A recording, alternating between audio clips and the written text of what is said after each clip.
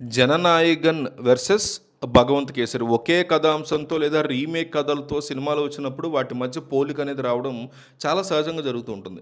విజయ్ నటించినటువంటి 'జననాయగన్' అలాగే బాలకృష్ణ నటించినటువంటి 'భగవంత్ కేసరి' 2 సినిమాల్ని జాగ్రత్తగా అబ్జర్వ్ చేస్తే ఈ రెండిట్లో కూడా ప్రధాన కథ గాని, భావోద్వేగాలు, ఎమోషన్ ఇవన్నీ కూడా ఒకేలాగా సాగుతూ ఉంటాయి సినిమా మొత్తం. అయితే 2 సినిమాల్లోనూ నటీనటుల యొక్క నటన, సన్నివేశాల చిత్రీకరణ, మ్యూజిక్, విజువల్స్ వీటిలో చాలా వ్యత్యాసాలు కనిపిస్తాయి మనకు చాలా క్లియర్‌గా.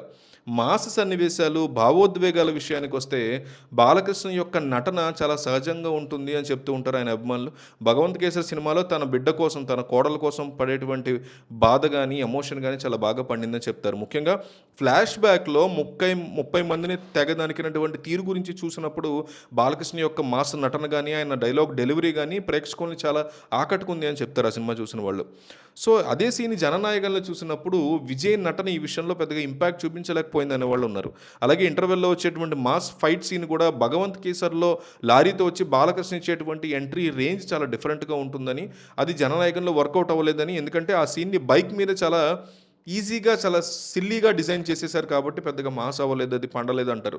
అయితే action sequences, visual effects, production values విషయానికొస్తే మాత్రం 'జననాయగన్' చాలా ముందంజలో ఉంది 'భగవంత్ కేసర్‌లో' అని చెప్పుకోవాలి. దాదాపు 300 కోట్ల భారీ బడ్జెట్‌తో తెరకెక్కించినటువంటి సీన్స్ గానీ, క్లైమాక్స్‌లో వచ్చేటువంటి రోబోలు, డ్రోన్లతో కూడినటువంటి హైటెక్ ఫైట్లు ఇవన్నీ థియేటర్‌లో ఒక సరికొత్త అనుభూతినిచ్చాయని చెప్తున్నారు.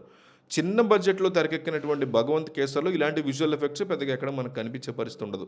సో, సీనియర్ హీరో కాబట్టి మార్కెట్ తక్కువ ఉంటుంది ఎవరికైనా.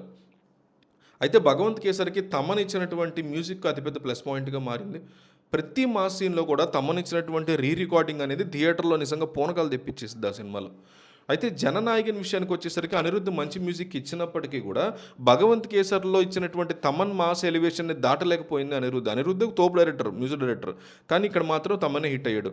అయితే శ్రీలీల కంటే కూడా మమతా బైజీ యొక్క నటన 'జననాయగన్‌లో' చాలా బాగా అనిపిస్తుంది. ఎమోషనల్ సీన్స్‌లో మమత చూపించినటువంటి హావభావాలు కానీ, క్లైమాక్స్ ఫైట్‌లో చెప్పినటువంటి డైలాగ్స్ గానీ, ఇవన్నీ ప్రేక్షకుల్ని బాగా ఆకట్టుకున్నాయని చెప్పుకోవచ్చు. శ్రీలీల కంటే కూడా మమత ఈ పాత్రకి చాలా మంచి న్యాయం చేసిందని చెప్పుకోవాలి. సినిమా ఇచ్చేటువంటి మెసేజ్ ఓరియంట్ పరంగా చూసుకుంటే 'జననాయగన్‌లో' ఎక్కువ సామాజిక అంశాలను వాళ్ళు క్రోడీకరించారు. సమాజంలో సామరస్యం ఉండాలని, రాజకీయాన్ని ప్రశ్నించే హక్కు ప్రతి ఒక్కరికి ఉంది అని చాలా స్పష్టంగా చెప్పినటువంటి పరిస్థితి ఉంది.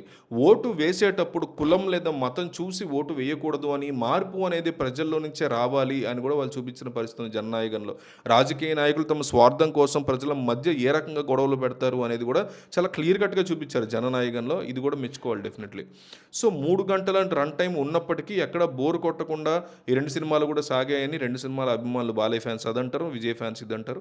నాకైతే పర్సనల్ లెవెల్‌లో 'భగవంత్ కేసరి' చాలా మంచి సినిమా అనిపించింది కంపేర్ టు 'జననాయగన్'. 'జననాయగన్' చాలా వరకు బోర్ కొట్టింది.